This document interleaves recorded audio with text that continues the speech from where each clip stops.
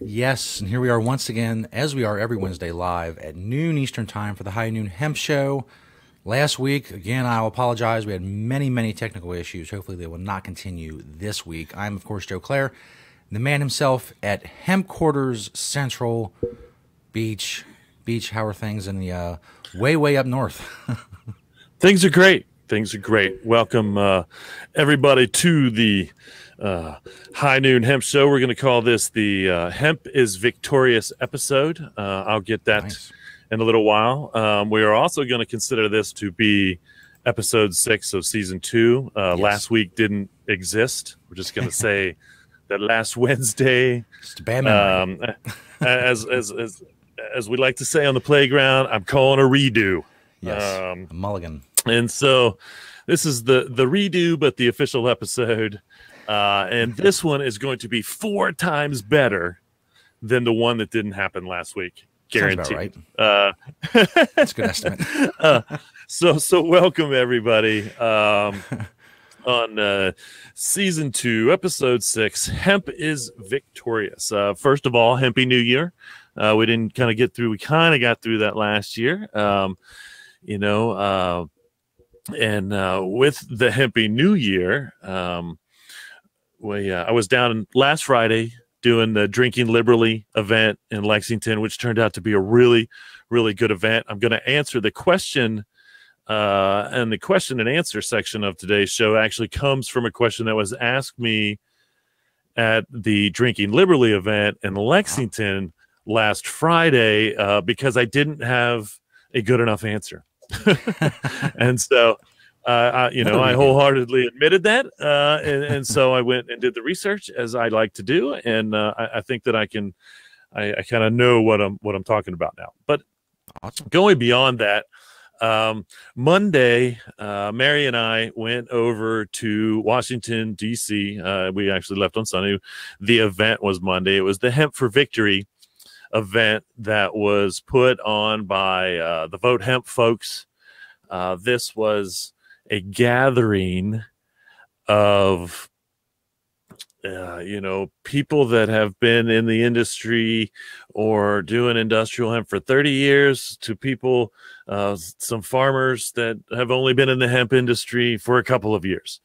I was honored to be invited and included in the event. We went over to the Capitol building and took a group picture, which we can pull up here.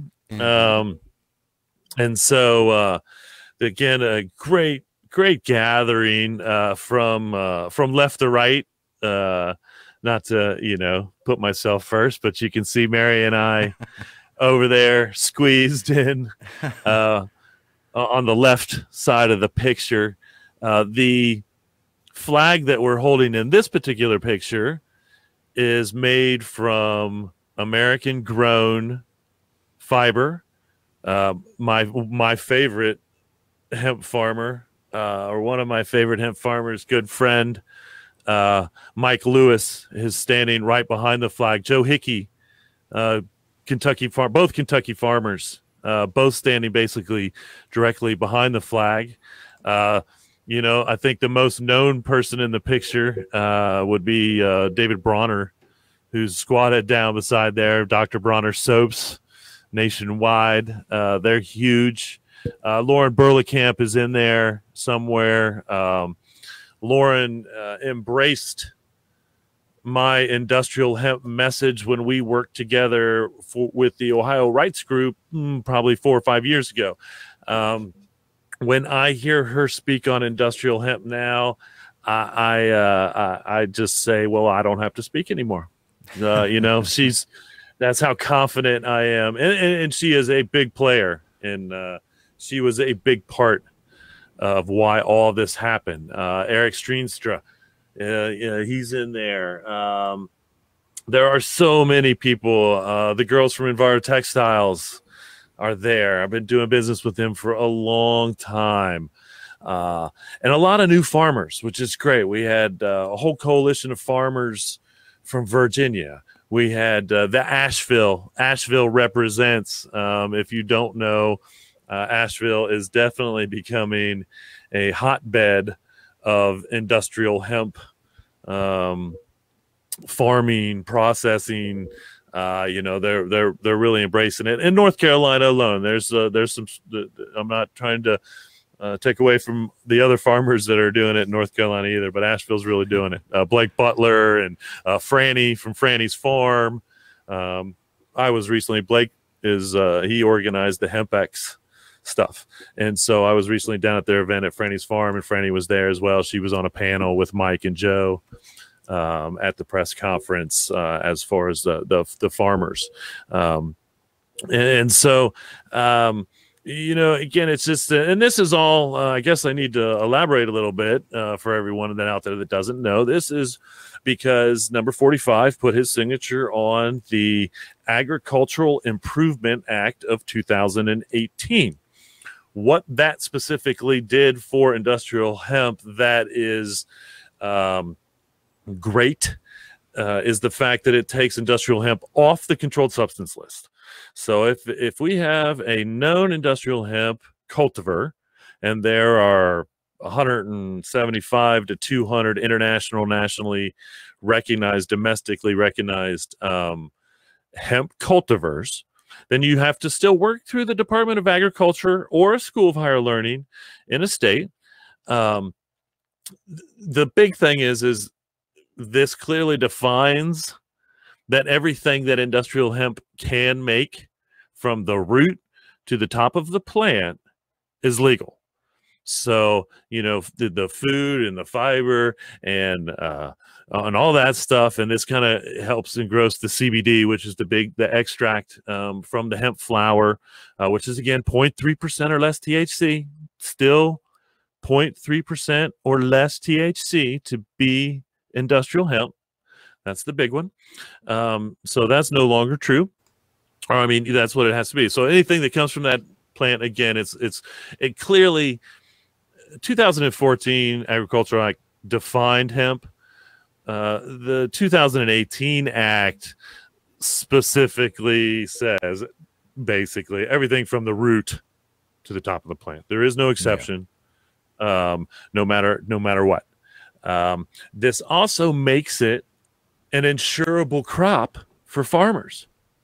Okay, industrial hemp's no longer on the controlled substance list. So now industrial hemp farmers can use the banking system. Industrial hemp companies, processors, any of those things can get insurance. From farming to everything else, they can now be insured. The crops can be insured, and CBD businesses should no longer have to go through special high risk credit card processing stuff. Processors, manufacturers don't have to worry about thinking that they're manufacturing a controlled substance when they're, never were, but, that still lingered over their head because the DEA was involved. DEA is no longer involved with the industrial hemp industry. And so, again, it's everybody now.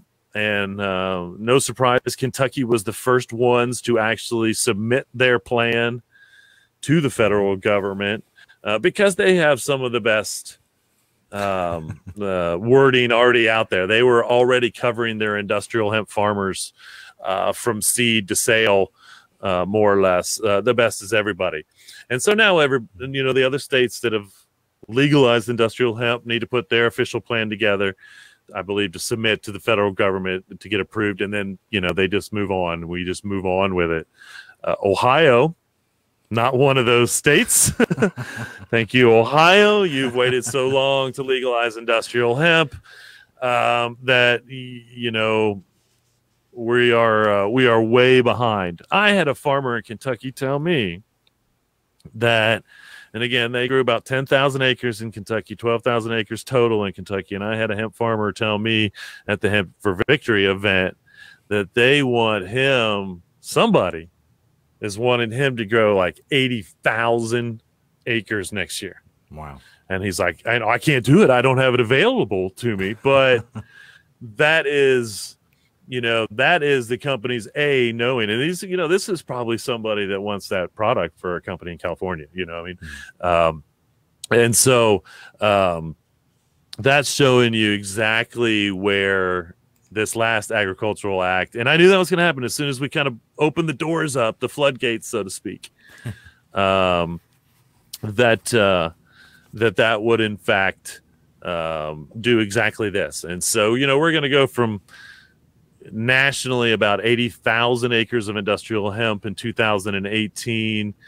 We could have 500,000 acres of hemp being grown by the end of the year next year. Wow. Because of this agricultural act, because everybody now is rushing in those states that are working on a plan to make it happen. And again, Ohio sits nowhere. When you move slower than the federal government, you're moving slow indeed. Man, I tell you what, states' rights indeed. But and there are some groups that are trying to get this done, and hopefully with I did say that once this newest agricultural act was in fact signed and put into law, because it becomes a law, that we would see Ohio, hopefully Department of Agriculture, some state legislators say, okay, now this just seems silly. Now it's time. Which is what now it's finally time, even though our farmers are 100,000 acres behind. But anyway, it's always been a slow process, and I'm glad everywhere else is doing it. Again, it's too bad that Ohio is behind. But let's talk about Montana, who actually grew the most, 22,000 or some crazy amount. Nobody knew Montana was going to grow 22,000 acres of industrial hemp last year, but they did. And then Colorado and Kentucky are kind of behind them. And, we'll see what California does when they finally get their paperwork worked out, but they're having all kinds. I don't know why they're having so much problems trying to figure out how to grow industrial hemp in California, but they seem to be, for one of the largest agricultural states, and to be so liberal and forward thinking. It's kind of funny what they're doing out there. But anyway, so it's kind of interesting when we checked into the room, and this is by mere coincidence that I do believe that I found two hemp products. The next picture here is actually the hemp snacks, which was part of the stuff we could buy, and they're the Novitas, I believe, power snacks, which on occasion we have at the house. I just have the book here because they have books in their rooms. They also had a record player with a record on it. Electric Avenue was queued up when I got into our room at the Eaton. That's where we stayed. The event was at the Eaton in DC, and this was probably going to go to the top of my list. This is one of the coolest rooms that I have ever checked into. And they also had this pottery, this fake pottery that I, was 98% sure that the rope on it was hemp rope. I've been looking at hemp rope and rope and comparing stuff for a long time, and I'm pretty sure that hemp rope. So that was kind of fun. The next photo means a lot to me. My Mary is in the photo because my Mary is a hemp girl. Mary is kind of at the left-hand corner, tucked back there with the hat on. And this is all the women of hemp that were at the event. And again, a lot of people weren't there that should have been there. But these are the ladies, and I am 100% about equality. And so I love to see the fact that women are embracing the industrial hemp movement. Minorities, there was a minority group there. And I hate to say that. I don't even like that word. But these African-American gentlemen from Virginia who are becoming hemp farmers, the people that are getting involved in it are great across the span. Mary being one, because, we opened Tohi Spa in Mount Adams, which we believe, and we haven't seen anyone refute us yet, it was the first spa, all hemp spa. So, she's using hemp fabric, using hemp oils. She went out and amazed me as to the spa related hemp products that she could find that I didn't know anything about. at the time, and that was 4 years ago. And so this just didn't happen. She's been doing this now in Matt Adams for almost 4 years, and so I was super proud that she got to be a part of all this as well, as she has used hemp to better people's lives and benefit her business, because she's been a massage therapist for a while now, and all these women in one way or another, whether farming or they're activists or they're processors and manufacturers of hemp products, have felt the struggle or have struggled recently to make this happen, and so kudos to the ladies that are doing it on the old hemp trip. And that other flag, we got to sign that other flag. I'll post some more. I will be posting stuff, more stuff to the Facebook page. Maybe I'll try to figure out how to get actually some stuff from the event all up on the website, from the gathering and whatnot, as well. And then the last bag, I want to, again, I kind of shouted out to Vote Hemp and all the people that were working hard at Vote Hemp and Hemp History Week, and all those people they had a little grab bag for us. So, we got some hemp products we got to take home from the event in our little Vote Hemp canvas hemp bags. And so, they've the Hemp Industries Association, Vote Hemp, Hemp History Week, those people have kind of been working behind the scenes for a while to help make this happen too. And so, it was a group effort. And like I said, there were a lot of people, and I was, it's kind of weird to think, because I don't think of myself as old, but it would have been interesting to have actually had a picture of anyone that has actually been in the industry for over 20 years.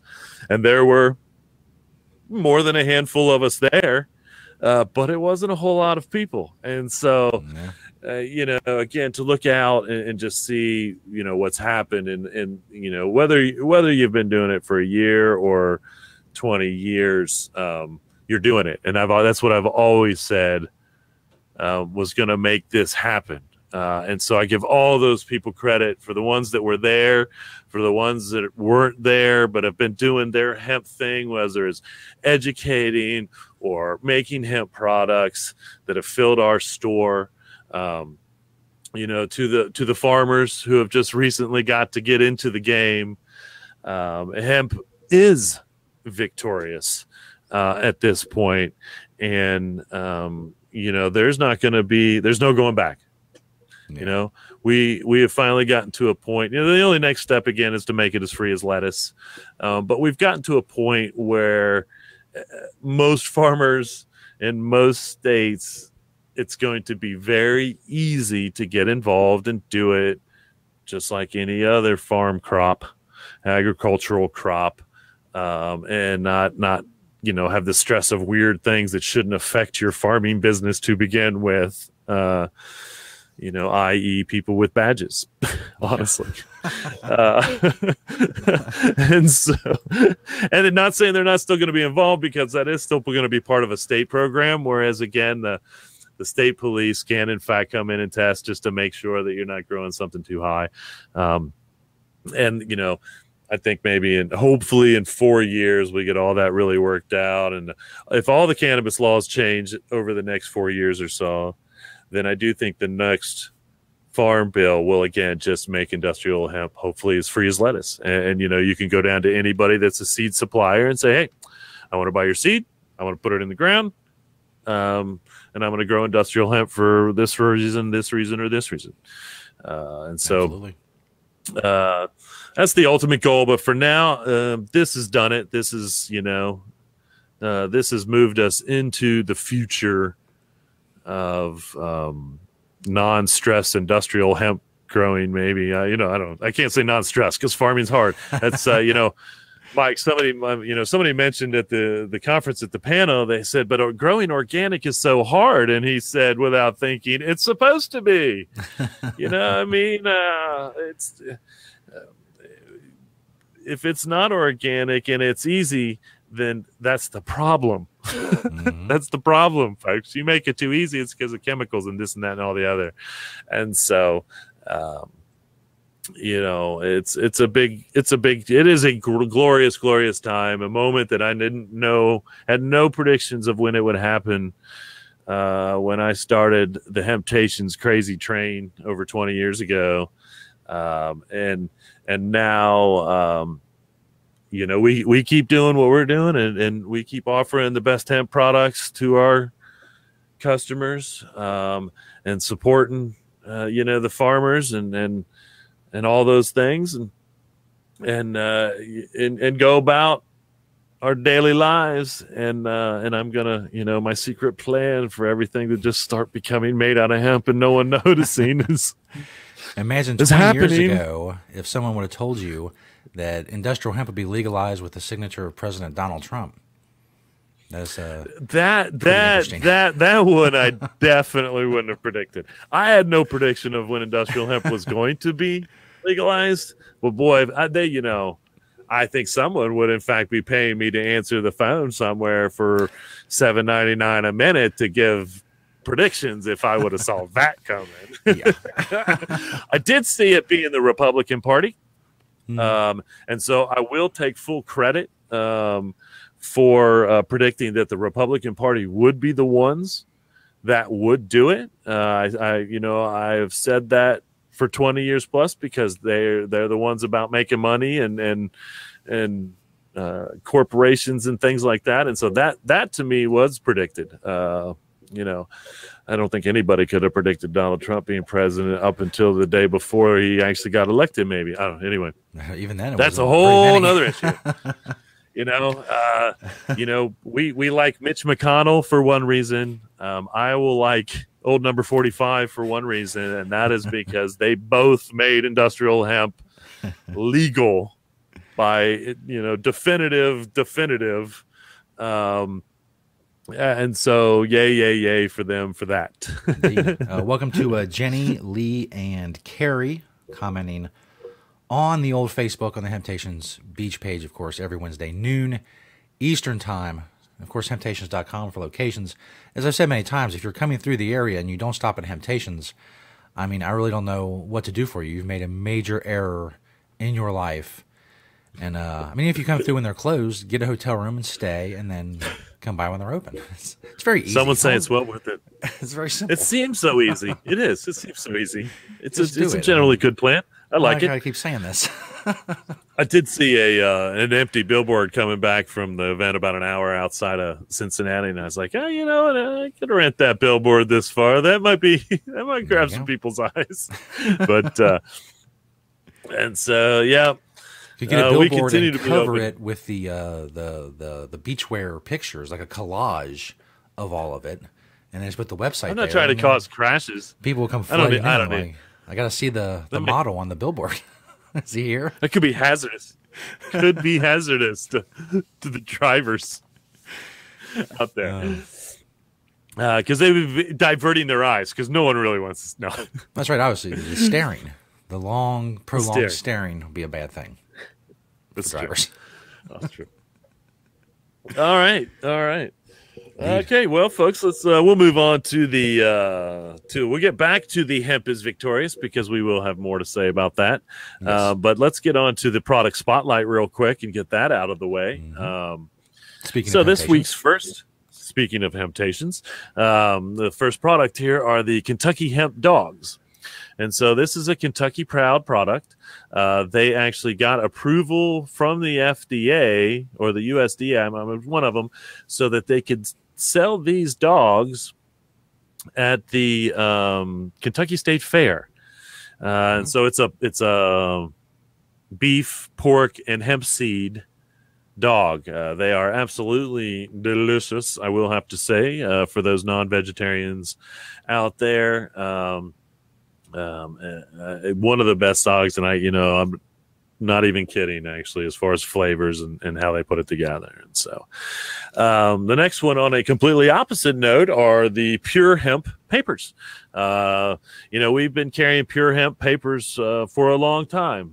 So we got to give a shout out to these guys for keeping it strong for quite a while with their hemp papers. Some would argue, most would argue, that the hemp paper is the most superior rolling paper out there. The French continue to produce a lot of it for the international markets. And so shout out to Pure Hemp and they've been doing their thing for quite a while.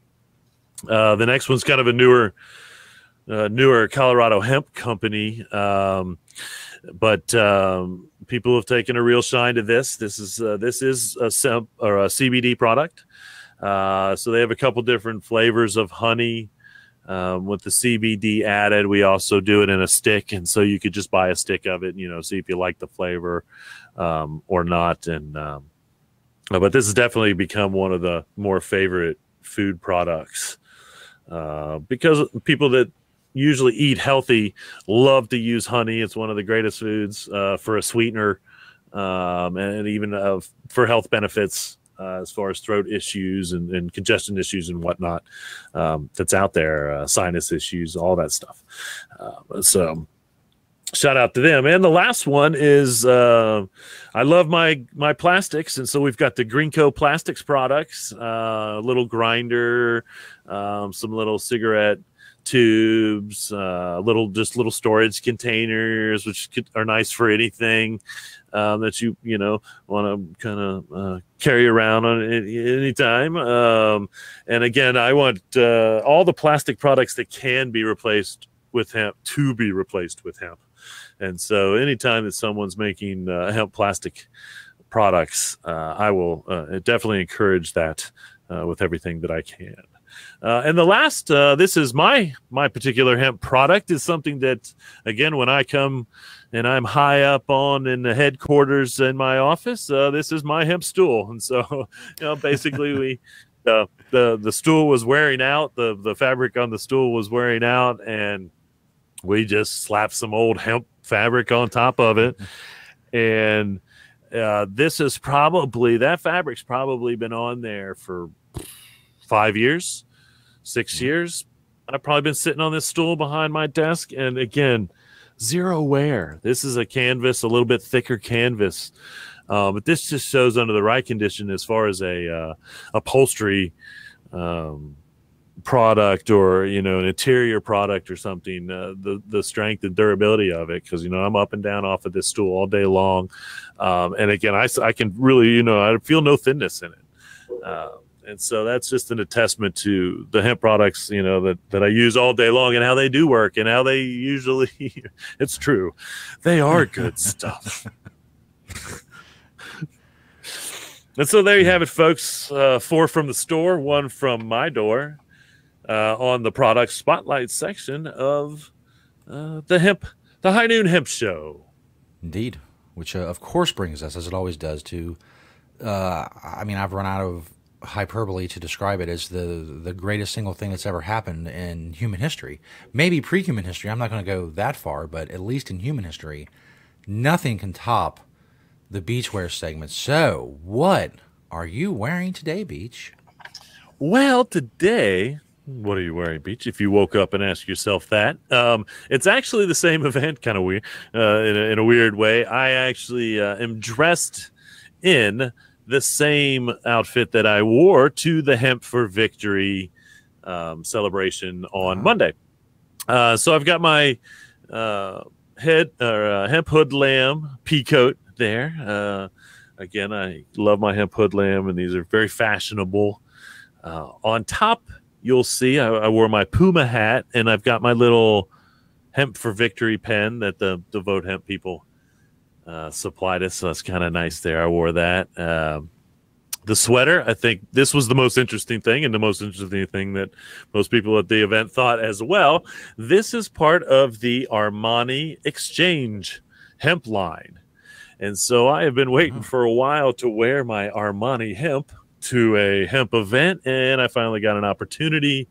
Underneath, I've got a long sleeve, and it's kind of a European cut long sleeve, just like the Armani sweater is kind of a European cut, long, or a little even extended sleeve cut.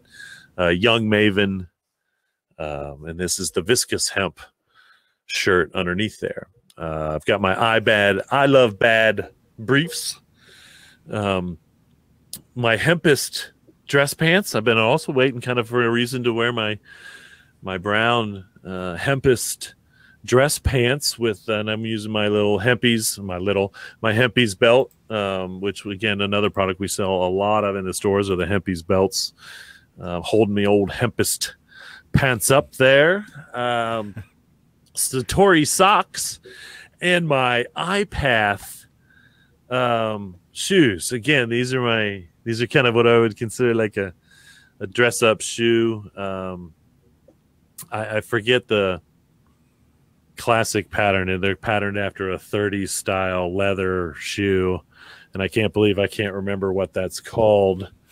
But it's kind of a fun classic twist using hemp, made by iPath. And so there you have it, folks. If you woke up this morning and said, what did you wear to the Hemp for Victory event, Beach?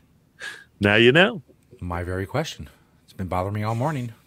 And here we are. We've arrived at the answer. Now everybody can go on with the rest of their day, obviously, because, they have the information that is needed. But That's go right. buy some hemp clothing, by the way. Go buy some hemp clothing. Get out there and do it. Get out there and do it. All right. All right. Well, we'll move on to the news / events section of the show. Some fun stuff going on too. Kind of excited about some of this news. Sunstrand in Louisville. Now, Sunstrand is they're the company that made my hemp plastic coffee mug that I carry with me every day. They're in Louisville. They are looking for hemp farmers for biomass. And so if you're a hemp farmer anywhere, I think, and you've ended up with some biomass extra, they use the stalk and the fiber. If you're growing for grain or CBD, you don't need your stalk. And if it's attached to the root, you probably don't need that either. So if you're looking to offload that to someone, Sunstrand is interested in that. I think demand for their products is obviously rising exponentially. And again, they're huge. They're a company that was always developing plastics and materials using bio materials, all natural or natural materials. And, they started adding hemp into the company line. I don't want to say when that was for them, but it's probably been at least 5 years, I would guess. And now, they're really popping up there as, honestly, because they're going to be one of the only outlets for a processor or a manufacturer of some of this biomass kind of material that most people aren't growing for. And so kudos to them. I cannot wait. And they develop for other companies. So I can't wait to see what other companies are coming up with as far as things for them to make and put into the world. But I'm really looking forward to it. New York Times article this week titled 11 Ways to Be a Better Person in 2019. Amongst the list was less news equals more happy. I can get behind that, I think, in this time and day.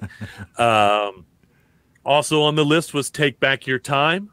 This is something that I am going to actually try to do this year as well. After my little scare, for one reason or another.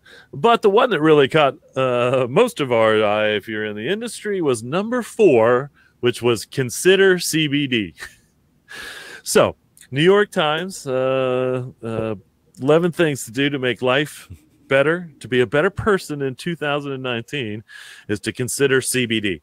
And so that's how big the CBD market is. That's how beneficial the CBD market is proving to be to people under the right circumstances and use. And so that's, one more step to the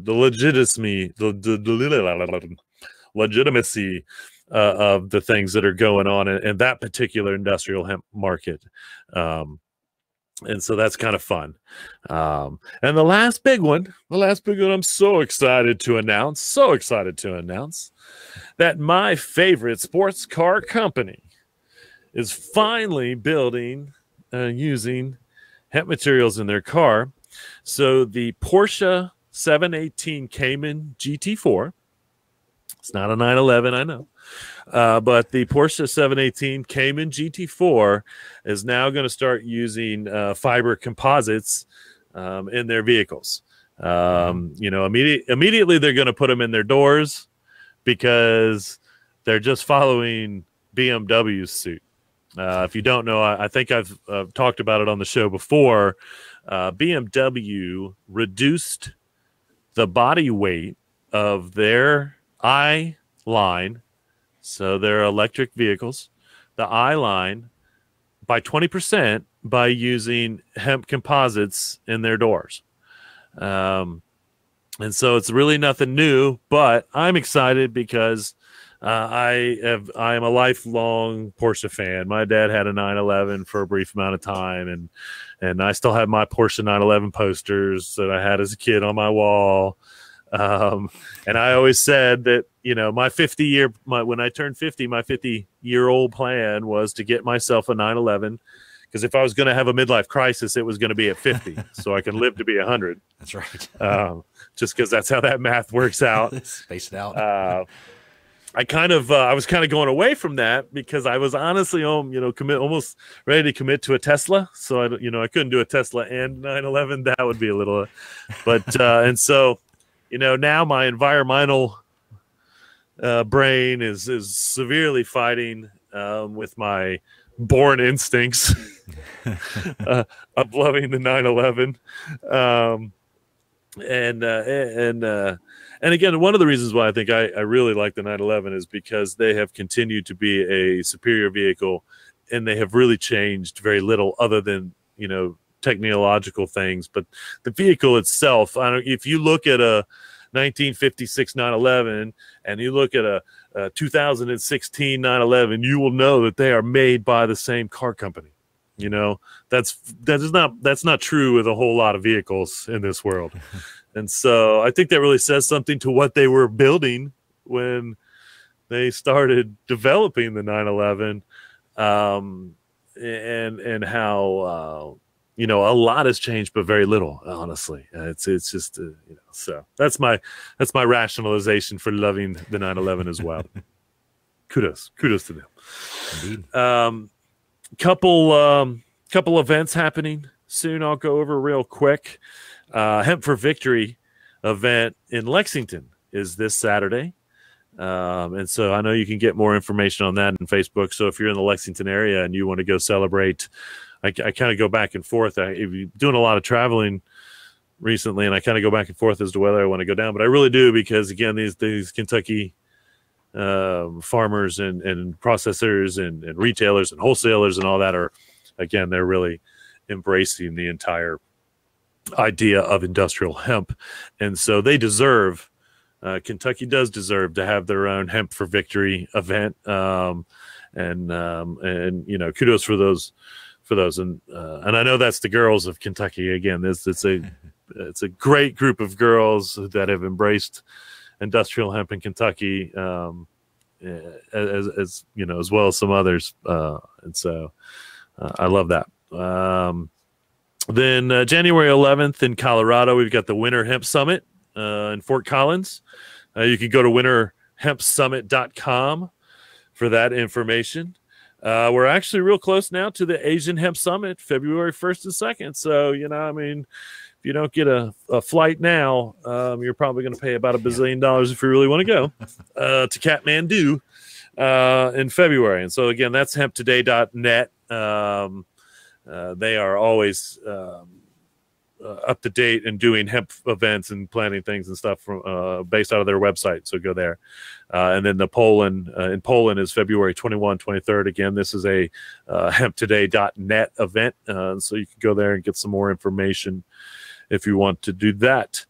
February 25th, the Central U.S. Hemp Growers Conference and Expo in Rochester, Minnesota, I believe. And so if you're in that area, you can check that out. March 29th and 30th, they're going to be, I think the tickets go on sale for this week or just went on sale. This is NOCO 6.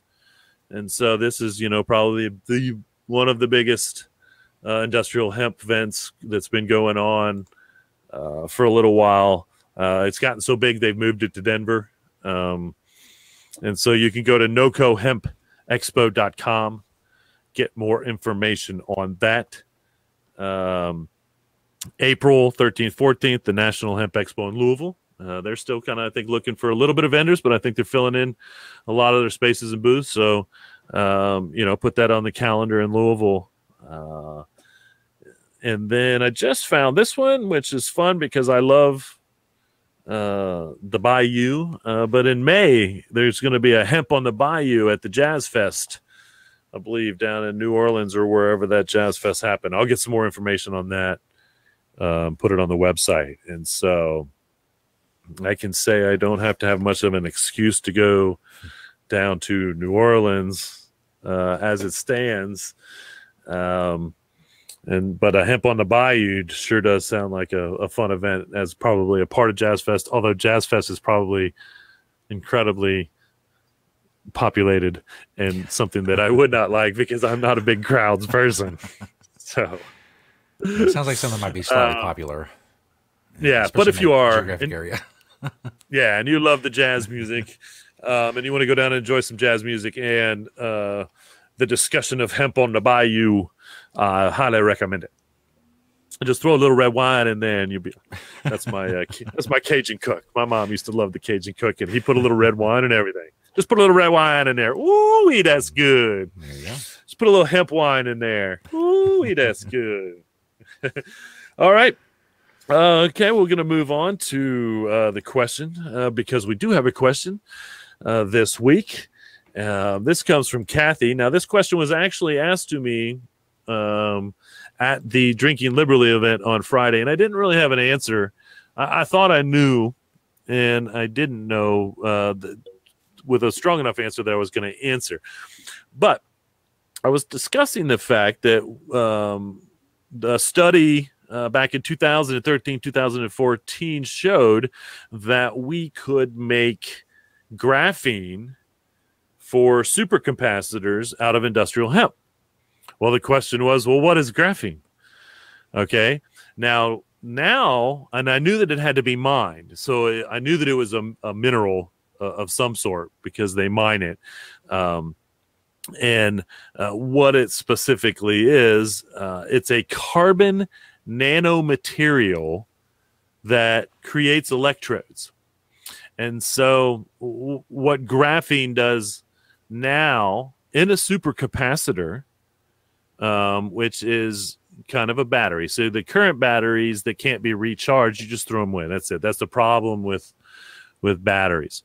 Now, graphene into supercapacitors can be recharged, which is something we want to see in the solar industry, okay, which is what we're looking for. And again, it's still a size issue with supercapacitors. Or batteries will always be a size issue, by the way. No matter what world we live in, batteries have always been a size issue, and batteries will always be a size issue. You know, you can always put so much power in before it becomes explosive, blah, blah, blah. And so, my family was in the battery industry for a good while when I was growing up. And so I know probably more about batteries from back in the day. But supercapacitors, this is what we need for rechargeable availability and reusing the battery instead of just dumping it when it's done and can't be used anymore, is the technology that can move us forward in advancements with solar power. And so graphene, again, this is something that they coat the inside of the supercapacitors, and it allows it to absorb electrodes that can then make energy when that energy needs to be made. Basically is how that works.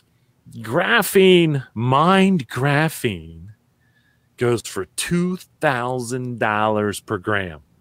$2,000 a gram for graphene that we have to mine. That's the good stuff. This is what I can tell you. They're going to destroy the planet mining for this stuff, just like the diamond industry did.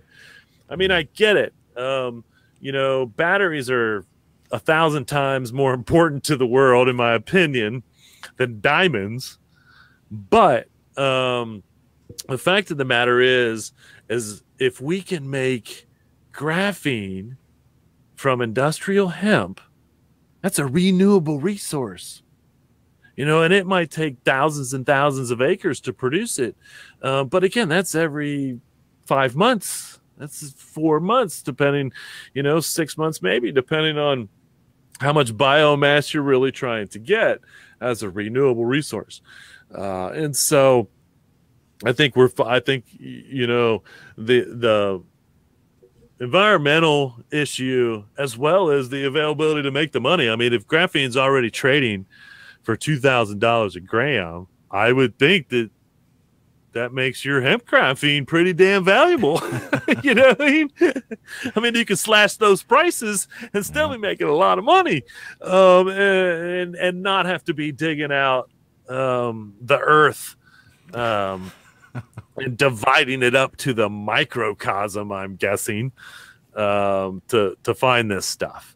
And so, there you go, Kathy. I hope that answers your question on what graphene is. I think I have a better understanding of what graphene is. It's a nanoparticle, basically, so very small, or nanomaterial. I'm sorry, it is also a nanoparticle, I guess, but a nanomaterial made of nanoparticles